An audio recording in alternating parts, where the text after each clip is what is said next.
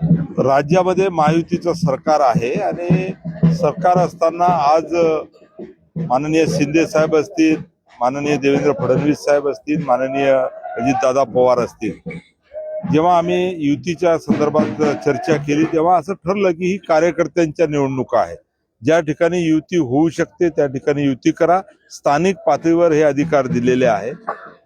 नगर परिषद नगरपंचायतच्या निवडणुकीमध्ये ज्या ज्या ठिकाणी राज्यामध्ये युती झाली तिथे आम्ही एकत्र लढलो, जिथे युती झाली नाही तिथे वेगवेगळे लढलो आणि आता त्याचा 21 तारखेला रिझल्ट सुद्धा आहे. मी आपल्या चॅनलच्या माध्यमातून एकच या ठिकाणी सांगणार आहे की राज्यभरात आपण जर पाहिलं तर आज महायुतीतल्या पक्षाला जनतेने पसंती दिलेली आहे. मोठ्या प्रमाणात 21 तारखेला आपण जर पाहिलं तर शिवसेना असेल, भाजप असेल, राष्ट्रवादी असेल, अशा पद्धतीने नगर परिषदेमध्ये रिझल्ट लागणार आहे.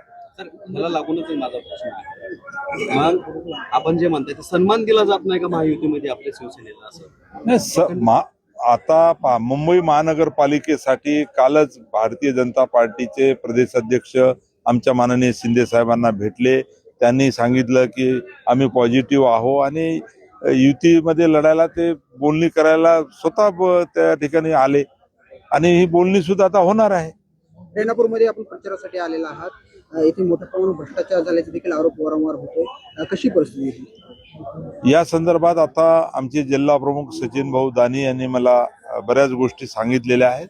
निवडणुका आटोपल्यानंतर या सर्व गोष्टीची रितसर अजून माहिती घेऊ आणि आवश्यकता असेल तेव्हा चौकशी लावू आणि कारवाई सुद्धा करू.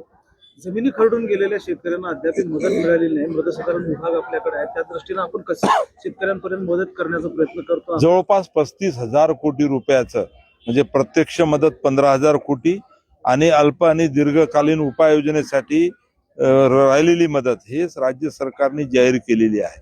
टप्प्याटप्प्याने ही मदत या ठिकाणी मिळालेली आहे. आता माझ्याजवळ आकडे नाही, परंतु राज्यातल्या अनेक शेतकऱ्यांच्या खात्यामध्ये सरळ या ठिकाणी पैसे जमा झालेले आहेत आणि मोठ्या प्रमाणात खरडून गेलेल्या जमिनीसाठी सुद्धा आमचं धोरण आहे की ती जमीन दुरुस्त होणारी असेल तर त्या पद्धतीची मदत करायची, दुरुस्त न होणारी असेल तर त्याही पद्धतीने मदत करायची, असा कॅबिनेटने निर्णय घेतलेला आहे. मागच्या टप्प्यात गाळमुक्त धरण गाळयुक्त शिवारच्या जे काही निधी राहिला होता त्या आणखीन काही एजन्सीला तो मिळाला नाही असं त्यांचं म्हणणं आहे. गाळमुक्त धरण आणि गाळयुक्त शिवारमध्ये राज्यामध्ये बऱ्याच गोष्टींनी आता मला अनेक ठिकाणी तक्रारी सुद्धा आल्या होत्या.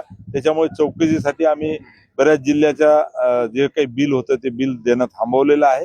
परंतु 200 कोटी रुपयाचं वितरण झालेलं आहे आणि आता 1400 कोटी रुपये परत जलसंधारणाच्या कामाला, नाला खोलीकरण असेल किंवा पाणलोट विकास कार्यक्रम असेल याच्यासाठी पैसे दिलेले आहेत.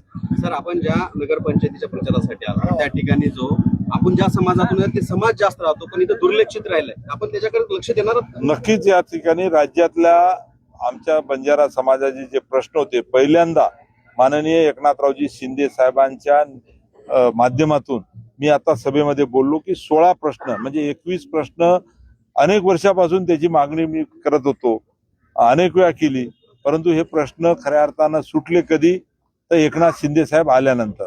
पोहरादेवीचा विकासासाठी 724 कोटी म्हणजे घोषणा नाही झाली, 724 कोटीचं काम चालू आहे.